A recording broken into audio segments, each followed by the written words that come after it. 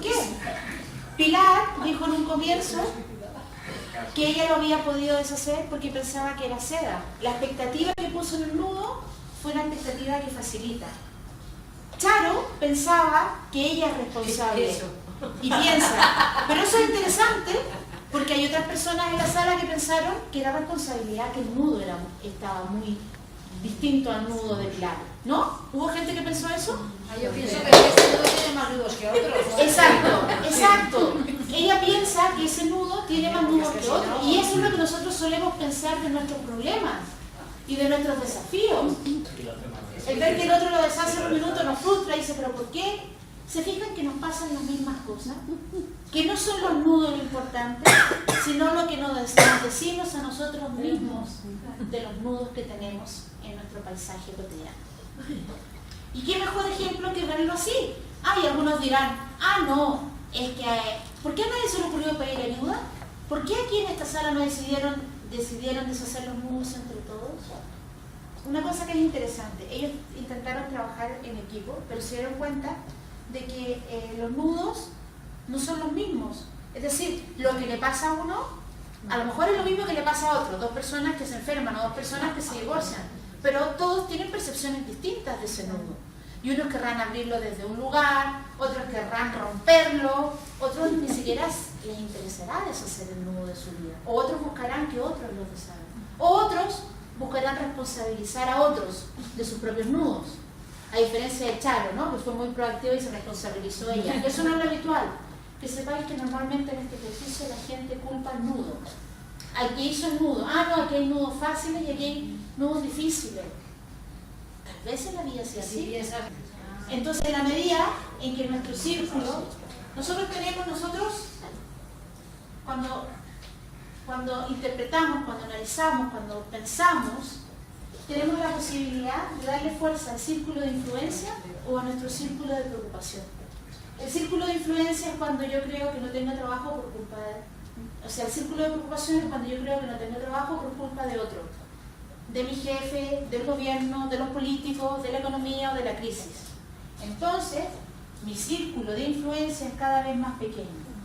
Sin embargo, cuando yo creo que yo soy responsable y que yo tengo la opción de cambiar mi vida, mi círculo de influencia se va nutriendo y va creciendo, y mi círculo de preocupación se hace cada vez más pequeño. Las personas que tienen círculos de preocupación grandes son personas reactivas, son personas infelices y son personas que creen que siempre la felicidad depende de otros. Son los compradores compulsivos de compañía, de zapatos o de tiempo, de lo que sea.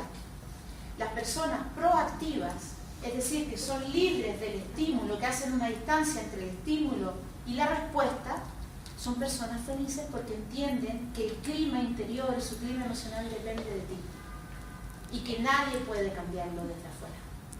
Por eso, muchas veces el terrorista, ¿dónde está? Dentro de uno mismo. Y ese terrorista que está dentro de uno mismo, uno no le debe dar instancia para dialogar. Uno debe simplemente trabajar a través de sus procesos de análisis y no darle margen a ese terrorista interior que todos los días quiere cambiar nuestro clima interior. Volvemos a decir, las reacciones son valorizaciones. No es el nudo, es mi reacción frente a ese nudo. Ahora, es curioso, porque yo los veo muy afanados intentando deshacer vuestros nudos, pero ¿hacéis lo mismo en vuestra vida, con vuestros desafíos? Total. ¿O dejáis la madeja media? Hombre, yo he tenido pensamientos de coger unas tijeras y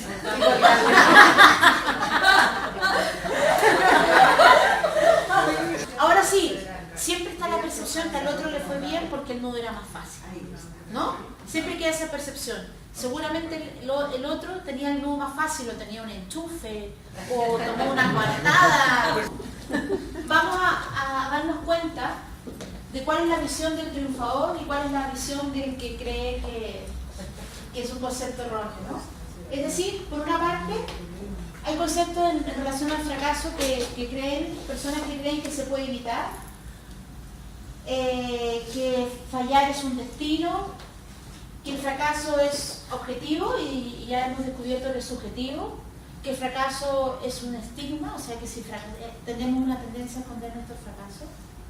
Pero es curioso porque hoy día cuando estábamos hablando todo el equipo de Business Up de este tema, quisimos como inventariar nuestros fracasos. Y de pronto, a mí me costaba, pero no porque no haya tenido, entre comillas, fracasos, sino porque creo que he maximizado esas jugadas, esos números uno, ¿no? Esos números uno que a veces salen en la vida, creo que muchas veces los he convertido a veces en 6, a veces en 3, y a veces me he dado cuenta que esos fracasos me han traído después mundos felices.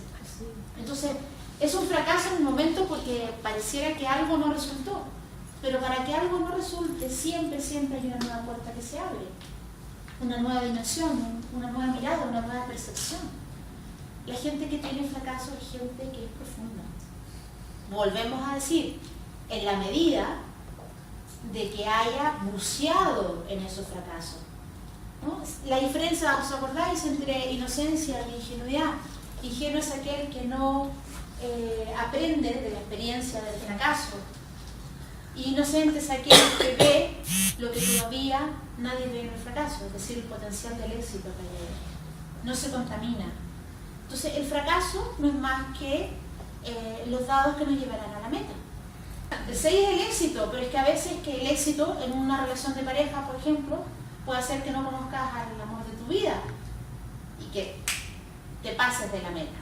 O a veces un número 1 puede ser que te echen de un trabajo, pero a propósito de que te echen de un trabajo, que sea un número 1, pues te contratan después en uno mejor o pongas una nueva empresa.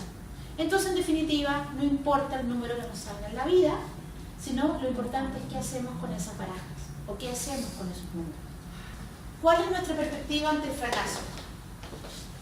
En realidad, el sentimiento de fracaso es algo más bien interior, que tiene que ver más con una victoria privada que una victoria pública. Por ejemplo, cuando intentamos a principio de año dejar de fumar y no lo logramos, nos frustramos.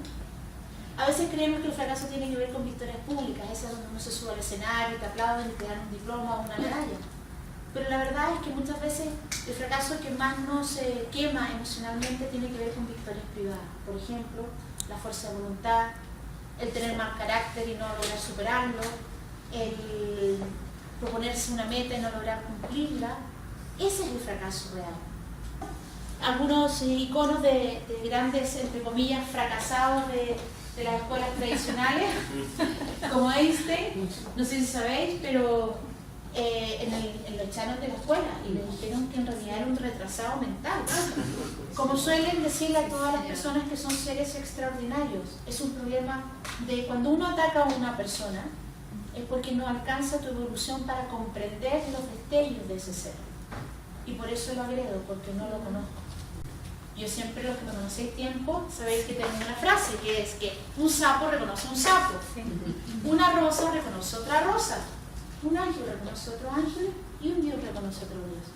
¿Cómo le vamos a pedir a un sapo que reconozca a un ángel si solo está rodeado de sapos? Entonces, es interesante entender cómo nos percibe muchas veces la comunidad y cómo a veces incluso nos puede pasar con nuestros hijos, que creemos que porque fallan en la escuela, pues son personas que no tienen capacidad, y precisamente las personas que cambian la historia del mundo son personas que cuestionan el sistema, son los hacedores de cambio, los rainmakers. Entonces aquí tenemos una muestra, ¿no? Como Einstein o Van Gogh, que vendió un solo cuadro durante toda su vida, y ahora después de que se fue de este planeta, en las grandes subastas se han vendido por millones de euros, sus famosos girasoles, ¿no? O si pensamos en Edison, que también encontraban que estaba completamente apagado. Y bueno, sabemos que lo intentó cientos de veces falló, pero él sí llevaba un inventario de sus fracasos porque sabía que necesitaba de una cantidad de fracasos determinados para que por fin pudiese ganarse el derecho de traer la luz al mundo.